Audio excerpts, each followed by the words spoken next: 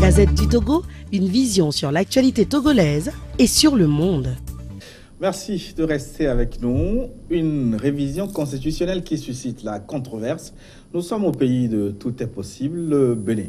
Nos invités dans Échange du jour, Basile Agbo. Bonjour Basile. Bonjour Gilles et bonjour amis téléspectateurs de New World TV. Merci une fois encore d'être avec nous. Je rappelle, vous êtes le directeur de publication de Freedom Fighters et professeur en sciences politiques, Sciences Po à l'université de Kara. Merci. Avec Basile Agbo, Ildefonse Akpaki. Ildefonse. Bonjour. Ça fait du bien de vous retrouver. C'est un plaisir pour moi aussi. Ildefonse Akpaki, journaliste, directeur de publication de deux gazettes, Gazette du Golfe et Gazette du Togo, qui est un journal en ligne, qui parle essentiellement de l'actualité togolaise. Oui, c'est un journal en ligne, tout comme les autres. Nous avons des articles en papier et des articles en vidéo. Merci. Ildefonse Akpaki. Et donc, le nouveau projet de constitution, l'un des arguments de campagne de Patrice Talon, prévoit une discrimination positive en faveur des femmes dans le monde politique, un financement public des partis, mais également la mise en place d'un mandat présidentiel unique. Vos réactions pour commencer avec ce projet de Patrice Talon? Il veut tout refaire. Basile Agbo. Oui, merci Gilles. Je crois que ce comportement, ou bien cette situation au Bénin, elle est prévisible. D'autant plus que, avant donc de se faire élire, Patrice Talon, qui est un homme d'affaires, a donné donc son plan politique, son projet politique, et qui comportait déjà son envie de toucher à la Constitution. Ce qui est vrai, c'est que nous assistons au Bénin à, je crois, un achalandage de manifestations qui nous disent que la politique, l'alternance démocratique fait du bien, mais je crois que les Béninois sont en train d'expérimenter ce système de faire arriver au pouvoir un homme d'affaires plutôt qu'un politicien, etc., etc. Je crois que ça relance un peu le débat sur l'avancée démocratique dans nos États. Surtout que ce matin, je crois que les avocats ou bien les juges les magistrats sont en train de manifester. On va y revenir. Ce projet. Ildefonse Akpaki, votre première réaction? Oui, les chaudrons de manifestation qui ont cours aujourd'hui au Bénin prouvent à suffisance que l'idée que Patrice Talon avait, on avait pensé que c'était l'homme, Patrice, qui voulait que ça soit juste un mandat à lui et qu'il reparte. Mais on s'est rendu compte que cette envie de l'imposer, entre guillemets, de l'imposer à travers peut-être la modification ou bien le projet de modification de la Constitution qu'il y a eu, prouve à suffisance que il aura beaucoup à faire.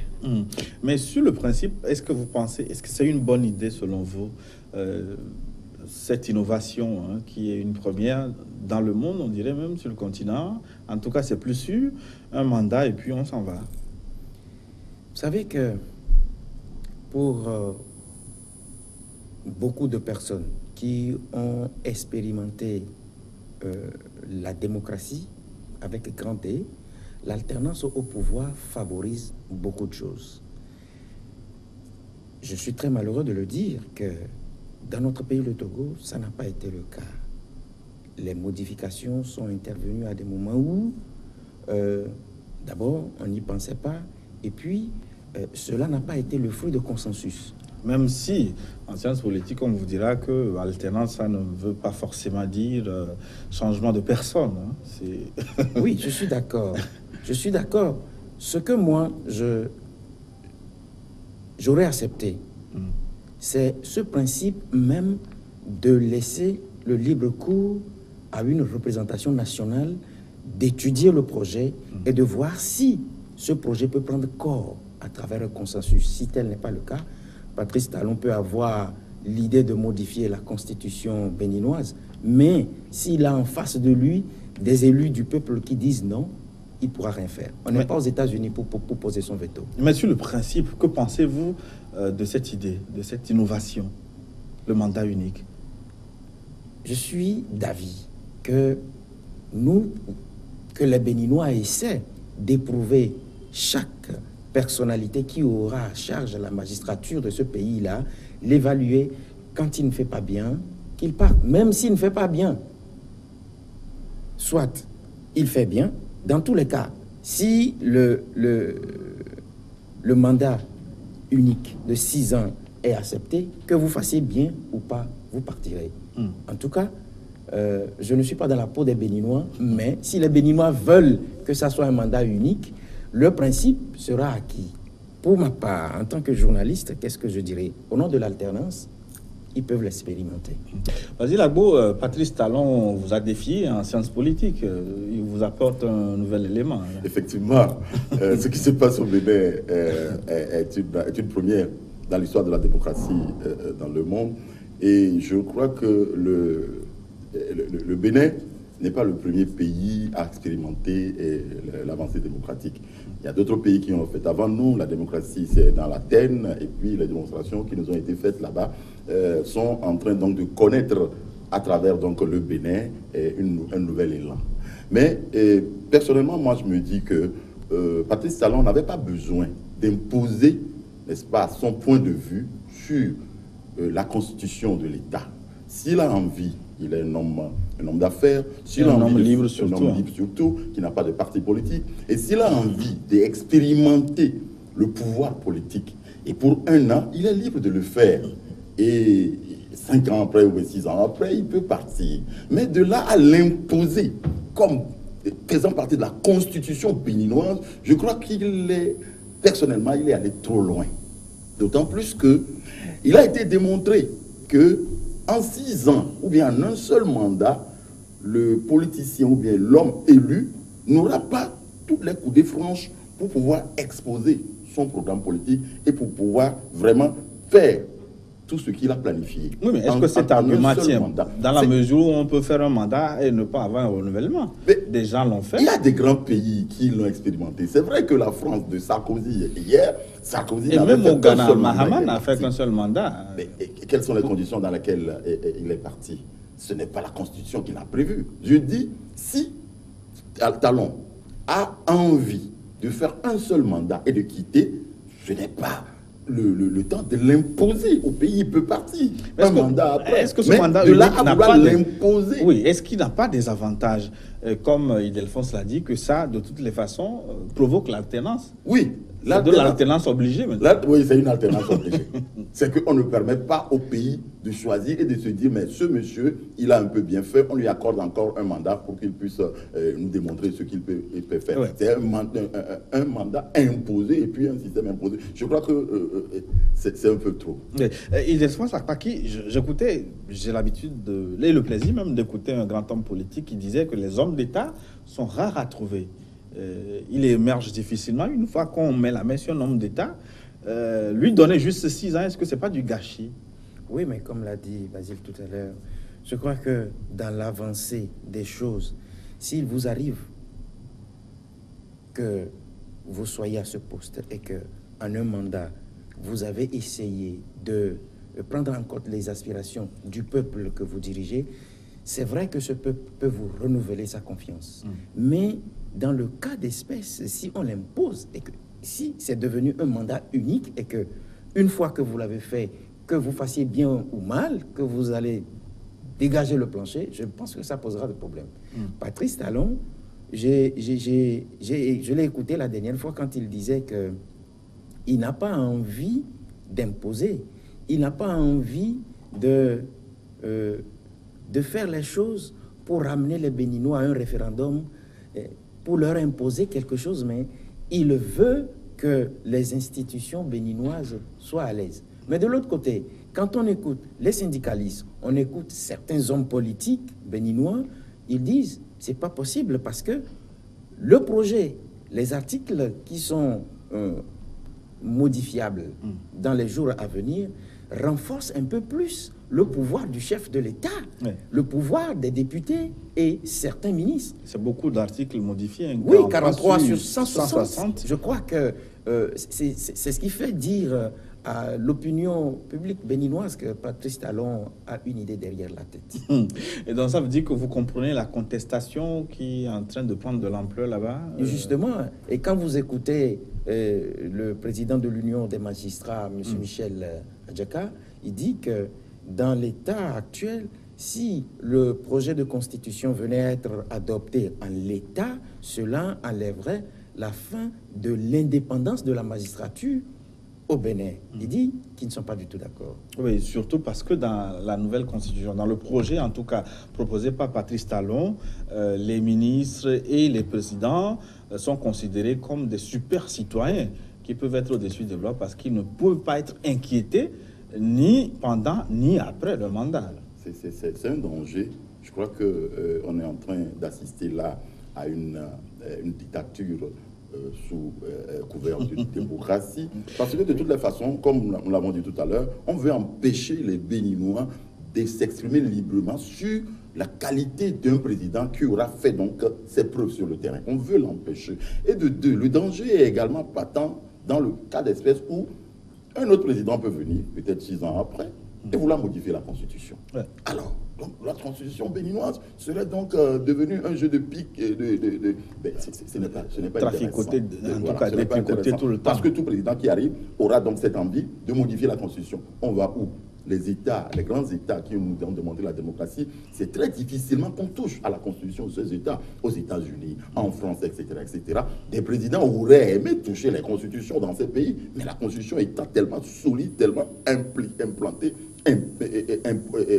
imposée, qu'on ne peut même pas trouver de trucs pour faire ce qu'on est en train de faire tout à l'heure au Bénin. Je crois que le président Talon doit un peu revoir sa façon, sa copie, et permettre à ce qu'il ne donne pas un premier élan pour que n'importe qui arrive au pouvoir modifie la constitution de l'État, le socle de l'État, comme il veut, sur sa volonté. Et puis, moi, je me dis même que c'est peut-être Patrice Talon a fait une mauvaise lecture de ce que il a réussi à avoir certains députés qui, à travers son premier ministre, a été arrivé à accepter le programme de politique générale.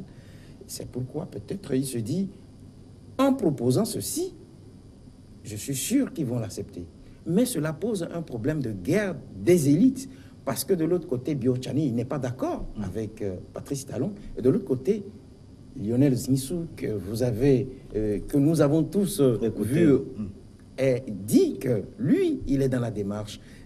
Il soutient. Alors, ça provoque aujourd'hui. Il soutient l'idée d'un mandat unique avec réserve, le projet de constitution. Oui, avec réserve. Mais ce qui pose aujourd'hui la guerre des élites, parce que tout le monde apporte son argument, tout le monde dit ceci, cela. Mais moi, j'ai toujours dit, le peuple béninois sait ce qu'il veut, et le peuple béninois, je suis sûr qu'il aura son dernier mot à dire. Oui. Patrice Talon dit qu'il vous écoute, il écoute les arguments des opposants à la modification de la Constitution, mais il vous pose une question. Pour autant, faut-il se satisfaire de l'apparente stabilité du moment et renoncer à une consolidation durable de nos institutions, de notre État, en parlant du Bénin? La question qu'il faut poser à Talon est de savoir s'il pense que le système tel qu'il est en train de le proposer, qu'un président vienne faire un mandat et s'en aille, est-ce que ça stabilise le développement dans le pays? C'est la question qu'il faut lui retourner. Parce que la stabilité, c'est sur une longue période d'expérience avec le peuple et que le peuple adhère à la politique de celui-là qui arrive et de l'ensemble du programme qu'il propose. Et avec le peuple, on se met à développer ce programme pour développer le pays. Mais brusquement, peut-être que la personne qui arrive fait 3 ans avant de commencer le projet, et 3 ans après, alors même qu'on est peut-être au début d'un projet, il s'en va parce qu'il est obligé par la Constitution de partir. Je crois que s'il pose cette question, il faut lui retourner la question de savoir s'il croit que, ce faisant, le développement sera vraiment admis au Bénin.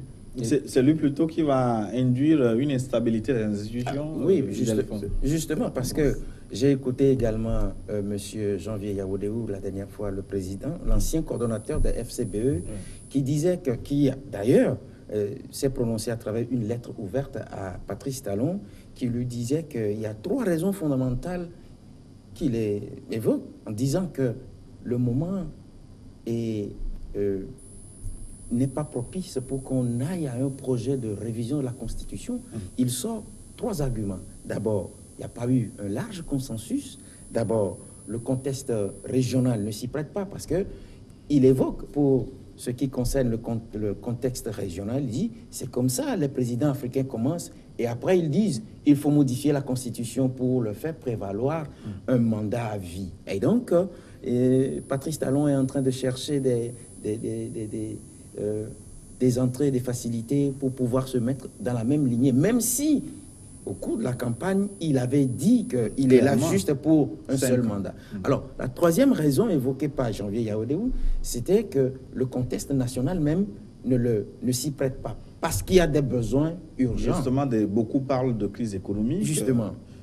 Qui ne justifie pas que Talon ait comme priorité une modification constitutionnelle pour assouvir, disent-ils, ses propres intérêts. Tout à fait, ça il faut le souligner, c'est vraiment pour assouvir ses propres intérêts. Et le danger est grand, parce que c'est une porte ouverte, par exemple, à une aventure où un chef d'État se fait tout son boucan, et pour arriver au pouvoir, il sait que je n'ai qu'un seul mandat à faire, au lieu peut-être de s'occuper donc du programme pour lequel il est là, il s'occupe d'abord de lui-même.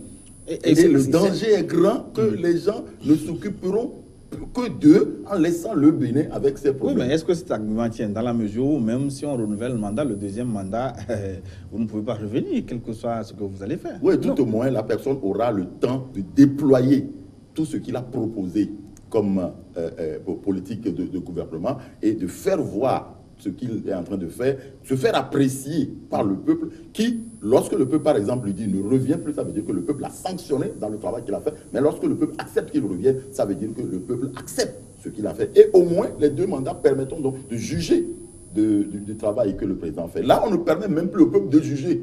On dit, mais tu fais un mandat, tu t'en vas parce que la Constitution, mais ce n'est pas bien. Moi, le danger dans tout ça, quand vous faites une analyse de la proposition qui est faite, c'est-à-dire que vous arrivez, vous faites 6 ans, que vous fassiez bien ou bien, bien, vous dégagez. Alors, comme Basile l'a dit, je peux venir, je peux m'occuper de moi-même. Je sais qu'au terme de mon mandat, quel que soit le résultat, je vais dégager le plancher. Et ce qui est grave dans tout ça, c'est que dans le même projet qui est envoyé au Parlement depuis le 24 mars, c'est que on essaie de protéger ceux-là qui auront à gérer en ce moment-là la chose publique. Et c'est là le danger.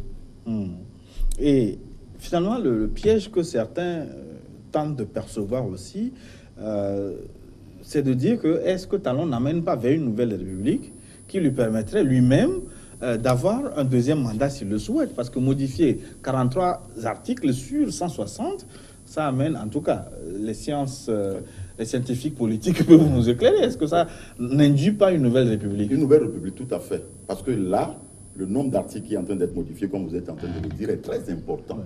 Lorsqu'on touche à une constitution avec autant d'articles modifiés, eh bien, la pensée se fait, mais est-ce que on ne veut pas, avec des changements majeurs, voilà.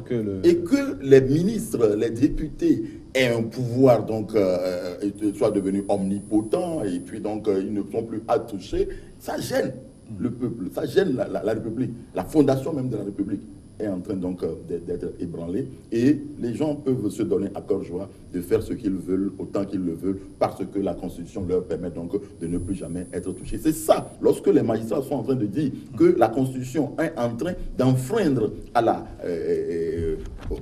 au droit de la magistrature, je dis c'est un danger.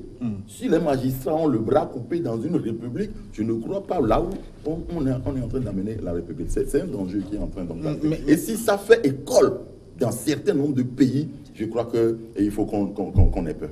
Mais est-ce que la démocratie béninoise n'est pas assez mûre pour développer ses propres anticorps et lutter contre ce projet, tant il est que ce projet est un mauvais? Je prends au mot le président de l'Union des magistrats du Bénin, Michel Adjaka, qui dit que s'il arrivait que ce projet de loi venait à être accepté et voté par les députés, cela consacrerait le recul de la démocratie et ouvrirait la voie au totalitarisme. Donc, je réponds comme ça.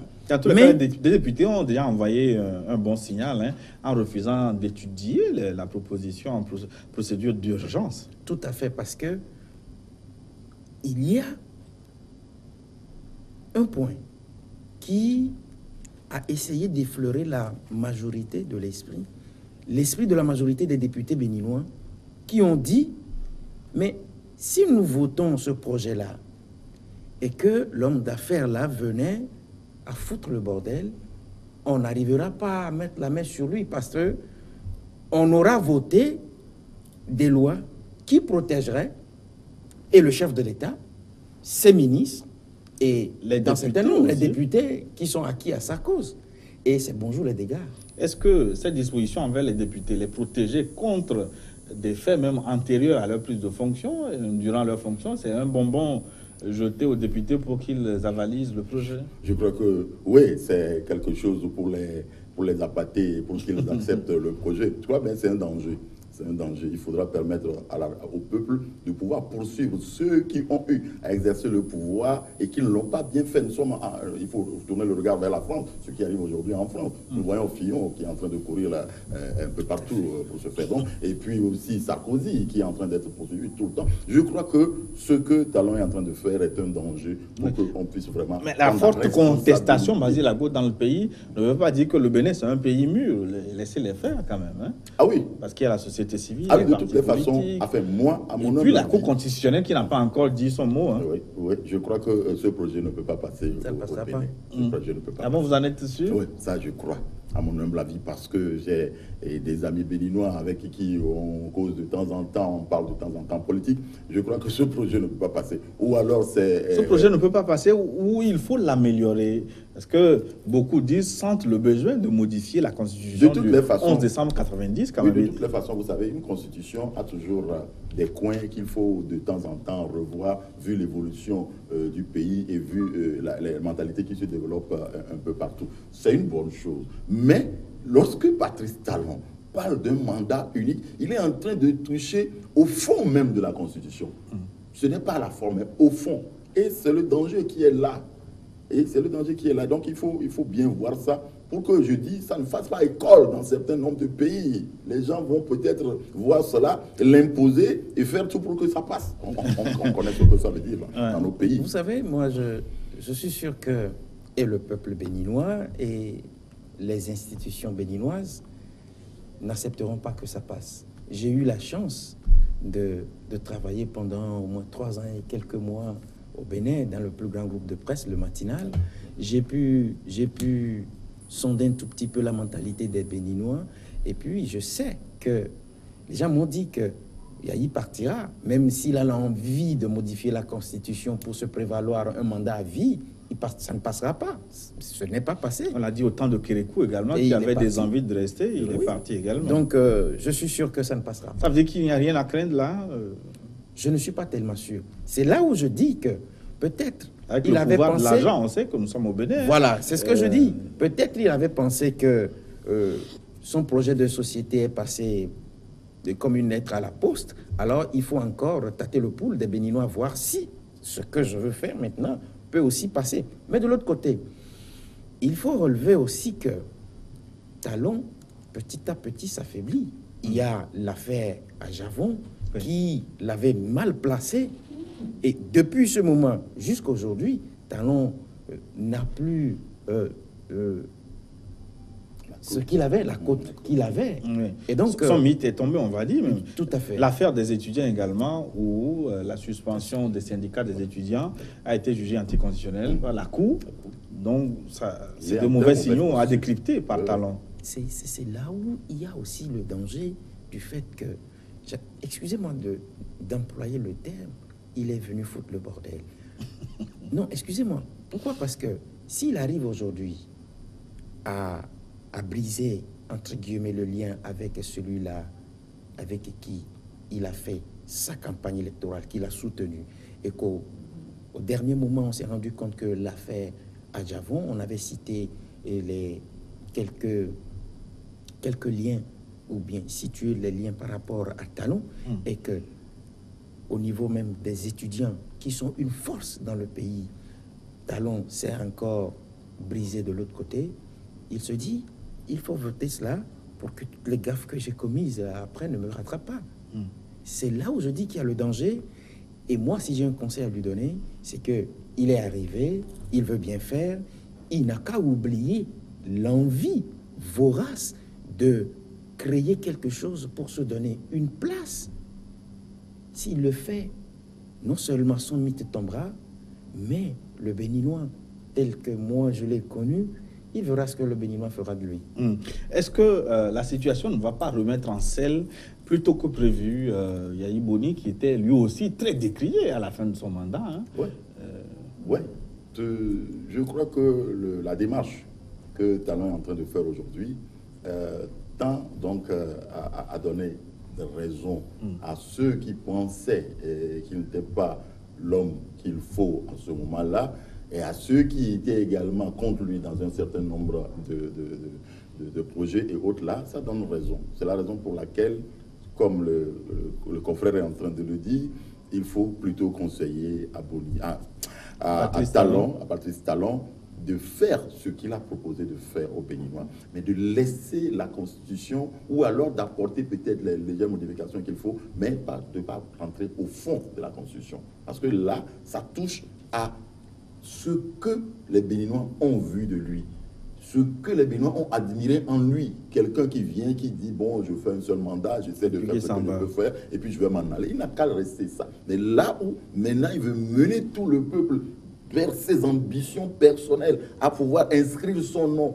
sur la Constitution béninoise, et qu'on dise demain, non, il est en train de foutre, comme l'a dit, il est en train de foutre le bordel. Oui.